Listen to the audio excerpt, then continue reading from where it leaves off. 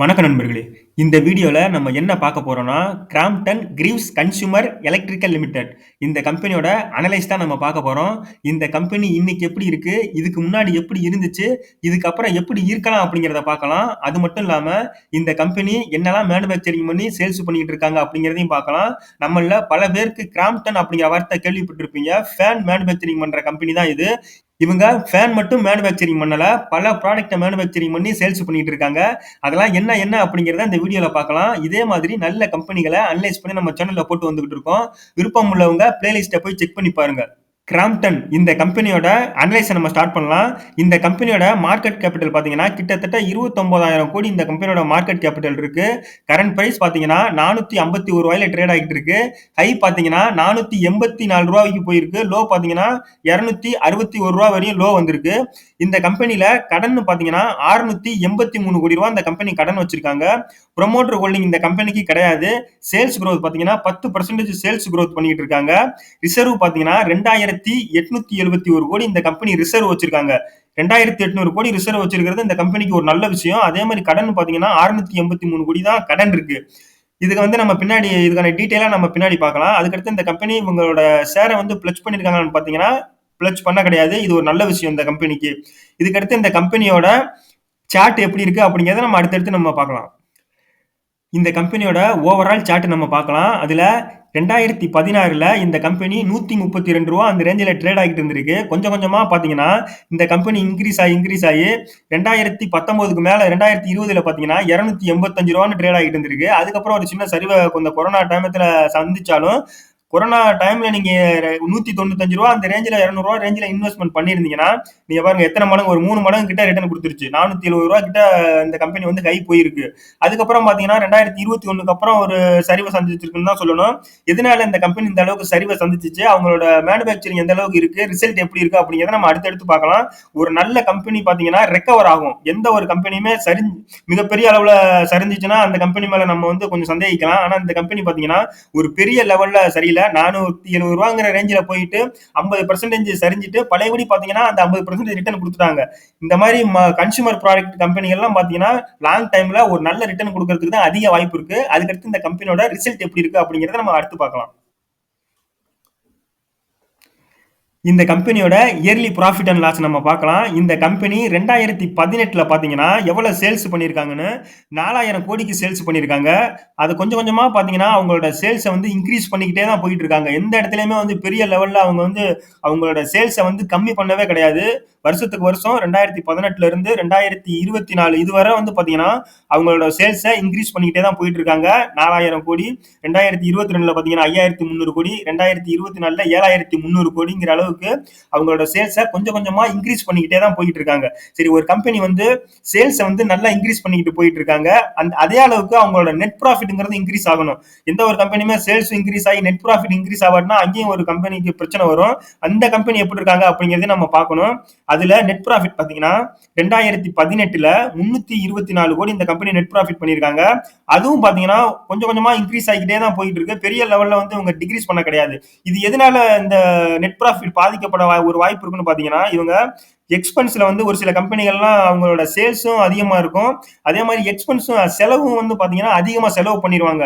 அவங்களோட ப்ராடக்டோட சேல்ஸுக்கு மேல செலவு பண்ணி லாஸ் வர்றதும் ஒரு சில கம்பெனிகள்லாம் இருக்கு. அந்த வகையில பாத்தீங்கன்னா இந்த கம்பெனி எக்ஸ்பென்ஸ் ஓரளவுக்கு மெயின்டைன் பண்ணிக்கிட்டே தான் வந்துகிட்டு இருக்காங்க. அதனாலதான் நெட் ப்ராஃபிட்டும் பாத்தீங்கன்னா ஒரு பெரிய லெவல்ல மைனஸ் ஆகாம 2018ல 324 கோடி சேல்ஸ் ப்ராஃபிட் பண்ணவங்க கொஞ்சம் கொஞ்சமா இன்க்ரீஸ் பண்ணி இப்ப 472 கோடிங்கிற அளவுல அவங்களோட நெட் ப்ராஃபிட்டை இன்க்ரீஸ் பண்ணிட்டு இருக்காங்க. லாங் டைம்ல இந்த கம்பெனி ஒரு நல்ல ப்ராஃபிட் கொடுக்கறதுக்கும் அதிக வாய்ப்பு இருக்கு. அதே மாதிரி இந்த கம்பெனி அவங்க மேனுஃபேக்சரிங் பண்ற பொருட்கள்ல தான் அவங்க சேல்ஸ் ப்ராஃபிட்டை இன்க்ரீஸ் பண்றாங்களா அப்படிங்கறத பார்க்கணும். அதர் இன்கம்லயும் பாத்தீங்கன்னா இவங்க இன்கம் பண்ணிக்கிட்டு இருக்காங்க. 2018ல 31 கோடி பண்ணவங்க கொஞ்சம் கொஞ்சமா அதுவும் இன்க்ரீஸ் ஆகிட்டு தான் இருக்கு. அது இந்த கம்பெனிக்கு ஒரு நல்ல விஷயம் தான். இப்போ 2024ல கிட்டத்தட்ட 71 கோடி கிட்ட அதர் இன்கம் மூலியமாவும் இந்த கம்பெனிக்கு வருமானம் வந்துகிட்டு இருக்கிறது ஒரு நல்ல விஷயம் இந்த கம்பெனிக்கு. இந்த கம்பெனியோட பேலன்ஸ் ஷீட்டை நம்ம பார்க்கலாம். பேலன்ஸ் ஷீட்ல நம்ம முக்கியமா பார்க்க வேண்டியது, இந்த கம்பெனிக்கு எவ்வளவு ரிசர்வ் வச்சிருக்காங்க, எவ்வளவு கடன் வச்சிருக்காங்க அப்படிங்கிறது பார்க்கணும். 2018ல பார்த்தீங்கன்னா, இந்த கம்பெனி 664 கோடி ரிசர்வ் வச்சிருக்காங்க. கொஞ்சம் கொஞ்சமா அவங்களோட ரிசர்வை இன்கிரீஸ் பண்ணிக்கிட்டே தான் போயிட்டு இருக்காங்க. எந்த இடத்துலயுமே அவங்க வந்து பெரிய லெவல்ல டிக்ரீஸ் பண்ண கிடையாது. அவங்களோட ரிசர்வை 664 கோடியில இருந்து 2024ல பார்த்தீங்கன்னா 2871 கோடிங்கிற அளவுக்கு உங்களோட ரிசர்வை வந்து இன்கிரீஸ் பண்ணியிருக்காங்க. அதுக்கடுத்து இந்த கம்பெனிக்கு கடன் எவ்வளவு இருக்குன்னு நம்ம பார்க்கலாம். 2018ல 649 கோடி கடன் வச்சிருந்தவங்க அதுக்கப்புறம் கொஞ்சம் கம்மி பண்ணிருக்காங்க. பழையபடி பாத்தீங்கன்னா இன்க்ரீஸ் பண்ணிருக்காங்க. 2022 2023ல பாத்தீங்கன்னா 1686 கோடியும் 2023ல 1000 கோடியும் கிட்ட இன்க்ரீஸ் பண்ணிருக்காங்க. அதுக்கப்புறம் பாத்தீங்கன்னா அவங்க வந்து ஒரு 400 கோடிக்கு மேல கட்டி கம்மி பண்ணிட்டாங்க. எந்த ஒரு கம்பெனியுமே கடனை இன்க்ரீஸ் பண்ணிக்கிட்டே போக கூடாது. அதை வந்து கம்மி பண்ணி கண்ட்ரோல்ல வச்சிருந்தாங்கன்னா அந்த கம்பெனியும் ஒரு லாங் டைம்ல ஒரு நல்ல நிலைமைக்கு போறதுக்கு அதிக வாய்ப்பு இருக்கு. இந்த மாதிரி நல்ல கம்பெனிகள். இந்த கம்பெனியோட ஷேர் ஹோல்டிங் பேட்டர்ன் நம்ம பார்க்கலாம். இந்த கம்பெனியோட ஷேர் யார் யாரெல்லாம் ஹோல்டு பண்றாங்க அப்படிங்கிறத. அதுல ப்ரொமோட்டர் வந்து பாத்தீங்கன்னா 34% 2017ல ஹோல்டு பண்ணியிருக்காங்க. அதை கொஞ்சம் கொஞ்சமா கம்மி பண்ணி 2024ல வந்து பாத்தீங்கன்னா 0% வந்து ப்ரொமோட்டர் ஹோல்டு பண்றது இந்த கம்பெனிக்கு ஒரு நெகட்டிவான விஷயமா இருந்தாலும், யார் இந்த கம்பெனியோட ஷேரை அதிகமா ஹோல்டு பண்றாங்கன்னு நம்ம பார்த்தா எஃப்ஐஐ டிஐ தான் அதிகமா ஹோல்டு பண்றாங்க. ஃபாரின் இன்வெஸ்டரும் நம்ம இந்தியன் டொமஸ்டிக் இன்வெஸ்டரும் வந்து பாத்தீங்கன்னா இந்த கம்பெனியோட ஷேரை அதிகமா ஹோல்டு பண்றாங்க. யார் இது அதிகமா ஹோல்டு பண்றாங்கன்னு பாத்தீங்கன்னா அதுலயும் டிஐஐ நம்மளோட இந்தியன் மியூச்சுவல் ஃபண்ட் இன்வெஸ்டர் தான் அதிகமா அந்த கம்பெனியோட ஷேரை ஹோல்டு பண்றாங்க. 2017ல 19% ஹோல்டு பண்ணவங்க கொஞ்சம் கொஞ்சமா அவங்களோட பெர்சன்டேஜ் வந்து பாத்தீங்கன்னா இன்க்ரீஸ் பண்ணிக்கிட்டே தான் போயிட்டு இருக்காங்க. எந்த இடத்துலயுமே வந்து அவங்க டிக்ரீஸ் பண்ண கிடையாது. கொஞ்சம் கொஞ்சமா இன்க்ரீஸ் பண்ணிக்கிட்டு கிட்டத்தட்ட 51% வந்து நம்ம இந்தியன் இன்வெஸ்டர் டொமஸ்டிக் இன்வெஸ்டர்கிட்ட தான் இந்த கம்பெனியோட ஷேர் 51% இருக்கிறது இந்த கம்பெனிக்கு நல்ல விஷயம். அதுக்கடுத்து பாத்தீங்கன்னா எஃப்ஐஐ ஃபாரின் இன்வெஸ்டரும் பாத்தீங்கன்னா இந்த கம்பெனில கிட்டத்தட்ட 34% இதுவரை ஹோல்டு பண்ணிட்டு இருக்கிறது ஒரு நல்ல விஷயமா தான் இருக்கு. ஏன்னா எஃப்ஐடிஏ வந்து பாத்தீங்கன்னா அவங்க எல்லாம் இன்வெஸ்ட்மெண்ட் பண்றாங்கன்னா எந்த ஒரு கம்பெனியுமே நம்மள மாதிரி ரீட்டைல் இன்வெஸ்டர் மாதிரி ஏதோ ஒரு கம்பெனில போய் இன்வெஸ்ட்மெண்ட் பண்ண மாட்டாங்க.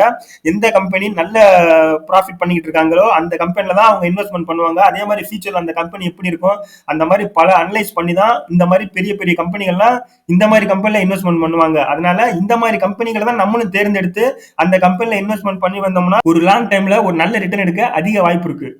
கிராம்ப்டன் இந்த கம்பெனி என்னெல்லாம் மேனுபேக்சரிங் பண்றாங்க, சேல்ஸ் பண்றாங்க அப்படிங்கறத நம்ம பார்க்கலாம்.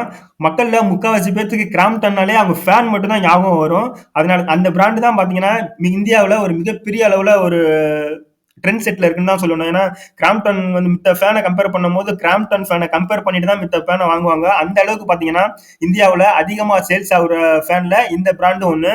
இவங்க ஃபேன்லயே பாத்தீங்கன்னா பல வகையான ஃபேனை மேனுபேக்சரிங் பண்ணி சேல்ஸ் பண்ணிட்டு இருக்காங்க. டேபிள் ஃபேன்ல இருந்து வால் மவுண்ட் இந்த மாதிரி எக்ஸாஸ்ட் அது மாதிரி பண்ணிட்டு இருக்காங்க. அதுக்கடுத்து பாத்தீங்கன்னா இவங்க லைட் சீலிங்ல வைக்கிற light bulb serial light LED extension box அந்த மாதிரி பல இதை அவங்க மேனுபேக்சரிங் பண்றாங்க எல்இடி சம்பந்தமான லைட்ல. அதுக்கடுத்து பாத்தீங்கன்னா water heater instant water heater storage water heater இந்த மாதிரி பொருட்களும் மேனுபேக்சரிங் பண்றாங்க. அதுக்கடுத்து பாத்தீங்கன்னா ஏர் கூலர் ஒரு சில பொருட்கள் மேனுபேக்சரிங் பண்ணி சேல்ஸ் பண்றாங்க. ஹோம் அப்ளையன்ஸும் இவங்க பண்றாங்க. அதுக்கடுத்து பாத்தீங்கன்னா கிச்சன் அப்ளையன்ஸும் பண்றாங்க. இந்த மாதிரி பாத்தீங்கன்னா இவங்க மக்களுக்கு தேவையான பொருட்களை தான் மேனுபேக்சரிங் பண்ணி சேல்ஸ் பண்றாங்க. இந்த பொருட்கள்லாம் வந்து அழிய போற பொருட்கள்லாம் கிடையாது. என்னைக்குமே மக்கள் வாங்கிட்டு தான் இருக்க போறாங்க.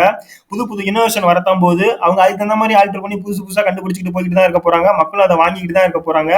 ஒரு பொருள் வாங்குறோம்னா ஒரு ஃப்ரிட்ஜா இருக்கட்டும் ஒரு ஃபேனா இருக்கட்டும் ஒரு 5 வருஷம் ஓடும் இல்ல 4 வருஷம் ஓடும். அதுக்கப்புறம் பாத்தீங்கன்னா நம்ம ஒரு புது இனோவேஷன் வந்துடும். நம்ம அது பின்னாடி தான் நம்ம போவோம். நல்லாவே இருந்தாலும் அதை தூக்கி போட்டுட்டு நம்ம புதுசு தான் போவோம். அதனால இந்த மாதிரி கம்பெனி எல்லாம் ஃபியூச்சர்லயும் நல்லா வர்றதுக்கு தான் அதிக வாய்ப்பு இருக்கு. இவங்க வந்து பாத்தீங்கன்னா அக்ரிகல்ச்சருக்கு தேவையான பம்பு மேனுபேக்சரிங் பண்ணி சேல்ஸ் பண்ணிட்டு இருக்கிறது ஒரு நல்ல விஷயம். அக்ரிகல்ச்சரும் வந்து பாத்தீங்கன்னா என்னைக்கு இருந்தாலும் அழிய போறது கிடையாது. ஒரு காலத்துல அக்ரிகல்ச்சர் வந்து இன்னைக்கு அத்தியாவசியமா தேவைப்பட பொருளா தான் இருந்து வந்துகிட்டு இருக்கு. இதே மாதிரி நல்ல கம்பெனிகள்ல இன்வெஸ்ட்மெண்ட் பண்ணி லாங் டைம்ல நம்ம ஒரு 10ல இருந்து 15 வருஷம் ஹோல்டு பண்ணாதான் ஒரு நல்ல ரிட்டர்ன் எடுக்க முடியும். அந்த கம்பெனி இப்ப 400 ரூபாய் இருக்கு பழைய விட ஒரு 200 ரூபாய்க்கு வருதுன்னா அவங்க ரிசல்ட் எப்படி கொடுத்துட்டு இருக்காங்கன்னு நம்ம வாட்ச் பண்ணிட்டே வரணும்.